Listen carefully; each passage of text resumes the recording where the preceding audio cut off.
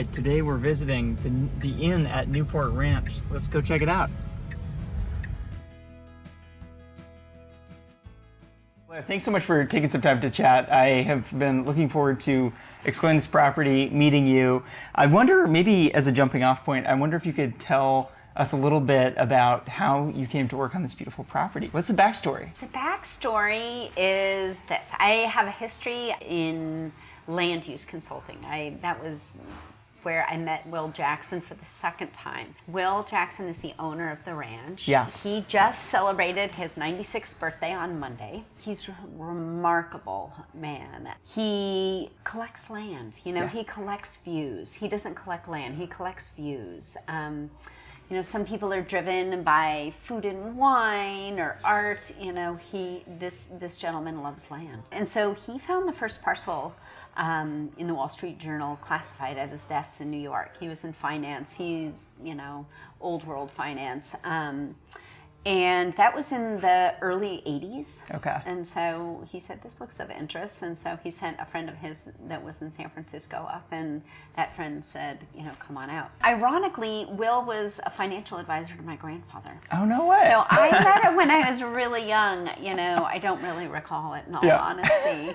And our paths definitely diverged, but they converged again when I was working for a private land use consultant. And so when he was starting to develop the ranch, he utilized, this company, and I was like, Will Jackson, using the Google, and I was like, no way. And I was like, I'll be darned. So in walks Will. He has become truly my best friend. I love this man. He has a vision and a sense of integrity, from a bygone era. And he wants to share this amazing slice of heaven with people. I worked on it as a consultant for a long time. He asked me to manage it. I was like, no, I'm good. I have enough going on. I'm really good. I, value our friendship, so we'll just keep it like that. And then, one day it's like, all right, well, let's talk some more. And so it's been great. It's a massive project. I mean, it's complicated, this land. We have a quarry, we're a private timber preserve, we run about 300 head of cattle, and then just in case anybody was bored, we have this luxury inn on it. Was this your first hospitality experience? Or? When I was young, like 20s, I worked in the hospitality industry, to get myself through graduate school. So I was in San Francisco, and I worked at Massa's and Zuni and things like that. Okay. So I certainly had experience, but no. It's interesting. Not a deep well of experience. I'm curious on what you see as the opportunity to have a lodge, a resort on this property, because there's so many other things going on here. Why have a hospitality component? What does that add to the mix here? Well, this was Will. It's zoned as such, which is a very unique zoning on the Mendocino coast. There's very few of them, and so it was zoned as such. And so he said, well, as long as it's zoned, let's do this. I mean, again, he's a land steward of a bygone era, as I said, and he's like, let's share this, It's a completely private ranch. We maintain about 25 miles of trails. It has like 7 to 9 distinct microclimates, depending on who you speak with. And culturally, it's just so rich in resources, from Pomo and Yuki tribes to, the logging industry. I mean, you'll see a bunch of it on your tour tomorrow. And, you get up on that ridge, like, this is stunning, but you get up on there and it's like, it is gobsmacking, just the magic of this land. We'll have to splice in some video that shows this, but we're looking out over an incredible scene that you not only see the ocean, but the ridge. So is all the ridge part of the property? It is. We have about 3 miles of ridge line and 1.5 miles of coastline. I've been told, and I have not verified this, every time I say it, it's like, oh yeah, I gotta do that. It's the largest length of privately held California coastline. Wow. Again, trust but verify. That I'm a good storyteller. Yeah, I'm here for a good story. Don't let what is in the saying. Don't let and then I mean this land is just so magical, and then it's just so rich with potential. It was very unrealized potential, and then I was like, okay, I can help realize this dream. And, it's a little bit of a Sisyphean task, but we're getting there, and it's exciting. So take us back to the moment where the inn was just kind of in the dreaming phase. What were the first steps of building this?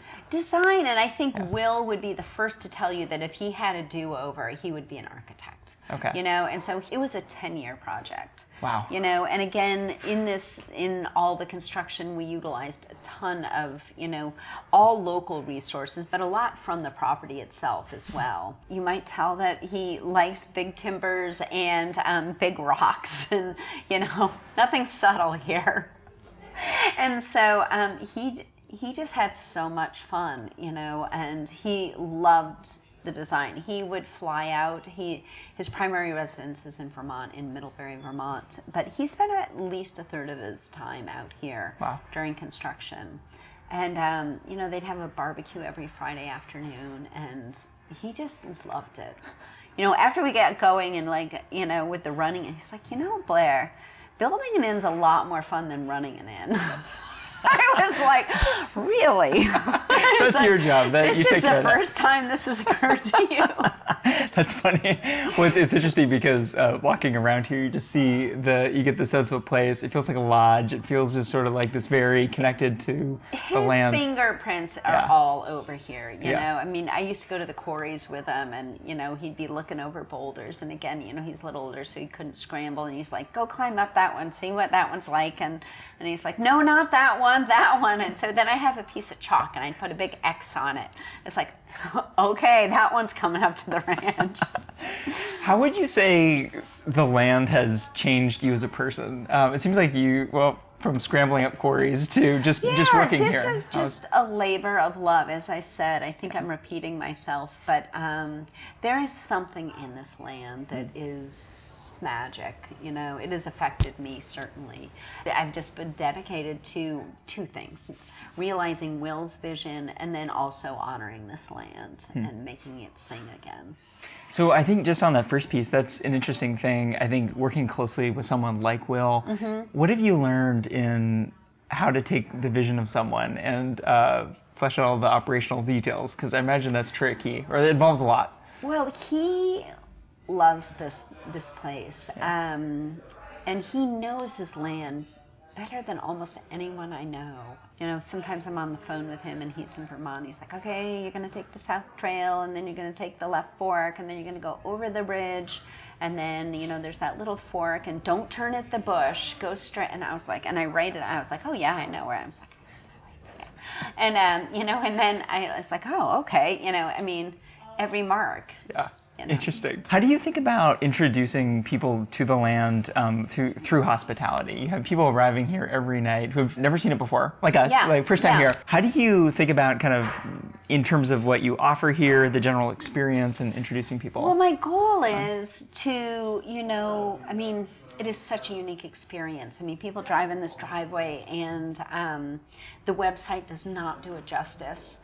And, they're just like, oh, the amount of times people say exactly that is like, this is better than I anticipated. And then my goal is, as far as hospitality goes, is to create something very detail-oriented and guest-centric, yet without pretension. And definitely reflecting the land in, every aspect. The culinary team is remarkable. It's headed by a man named Patrick Meany. He's our executive chef, and he is a math scientist, and he's brilliant. And he's built his own larder from the property, and he does his own ferments, and he's just amazing, and just the unique flavors he derives from the land, and he forages a lot, but in a very refined, beautiful manner. I think you're going to really enjoy it. I'm excited. How did you get Patrick working here? How did you recruit him? It was a long courtship. Was he working somewhere else nearby? He was working, I've known him for years. He's come in and out. He worked with Thomas Keller, and then back in Mendocino, he had a small place for himself for a few years over in the Anderson Valley, and then most recently was with Matt Kimmer at Harbor House, and they've been awarded 2 Michelin stars and a sustainability green star. And so, yeah, I mean, I've made many phone calls, just patiently waiting in the wings. But is that part of being a hospitality leader, is always having your radar up and kind of, thinking about who would be a good fit? Well, especially out here. I mean, we are out in the middle of nowhere, and so we are not deep in human resource pools. And so you're head of human resources too. Yes. Yeah. I mean, it's like there's a cow in the middle of it. I mean, I get calls in the middle of the night from, California Highway Patrol. It's like, there's a cow in the road. Yeah. It's like, oh, okay. What prepares you for that? Because I feel like there's you just learn. I mean, luckily I'm just resilient. So nothing prepares you. It would make no sense if anybody gave you the job description. You go running. And yet, it's so compelling, and I love it. I wonder if you could speak a little bit more to the kind of the culture of the team, because we got to meet a few folks here, but I'm very fascinated for hospitality leaders. How do you create an environment where people can provide the sort of hospitality that you want to provide? Overall, how would you describe the kind of culture of the staff and the people that you're building here? I'm sure that everybody says, it's certainly, loose family-esque. It's a real team. I mean, here everybody wears a lot of hats because if something happens, I mean, it's a massive property. And so everybody's familiar with the property. Everybody knows how to work the generators. I mean, it's a complicated property in a lot of regards. So, and it's a physical property. So it's not as single focused as a lot of places are that you get to be, I am a morning server. It's like, okay, after morning service, you're going to segue and help the innkeepers set up rooms and things like that. Yeah. So everybody wears many hats. And so as a result, everybody integrates and does work as a team. The kitchen's definitely more specialized and stays in their own lane, but they too are out on the ranch all the time, as I said. So, utilizing some of the ranch hands and things like that.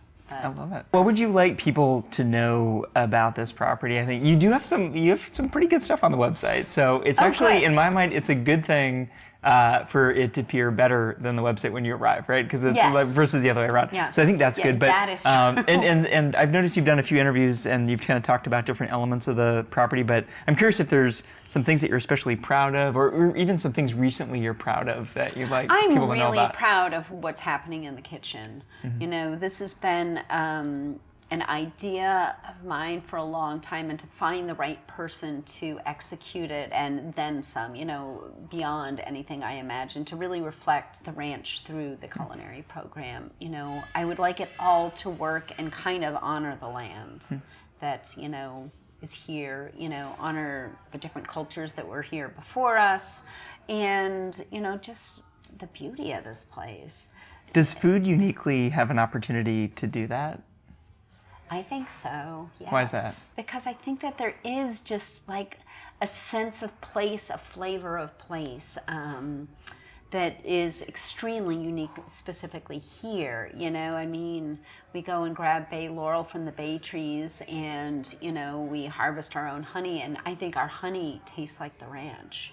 And so... yeah, I think absolutely. I'm very interested in culinary programs being a driver of travel, and it's like, for people who've kind of seen it all, it feels like food is one of the, not the last frontier, but it's like where you differentiate, it seems, because it's so connected to the land.